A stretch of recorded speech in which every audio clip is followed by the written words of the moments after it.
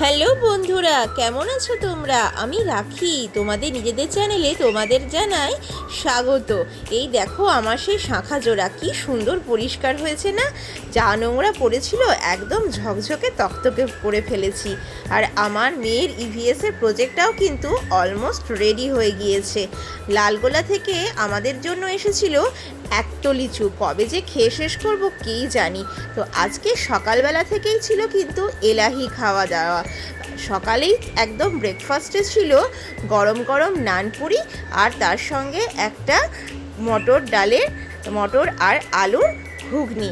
তো সেইটা কমপ্লিট করে চলে এসেছিলাম রান্নাঘরে। এখানে চলছে পটল পোস্ত, একদম টকবক করে ফুটছে। আর আজকে আমার মেয়ে বায়না করেছিল, মা মামলেট করে পাতলা করে ঝোল করো। তো আমি এখানে সেটাই রান্না করে ফেলেছি আজকে, মেয়ের আবদার বলে কথা। আর সেটা দিয়ে দুপুরের লাঞ্চটা আজকে জাস্ট জমে গিয়েছিল। আর বিকেলবেলায় মেয়ের ফের আবদার, মা ফুচকা খাবো। তো বন্ধুরা, আজ এই পর্যন্তই। দেখা হচ্ছে নেক্সট মিনি ব্লগে। টাটা।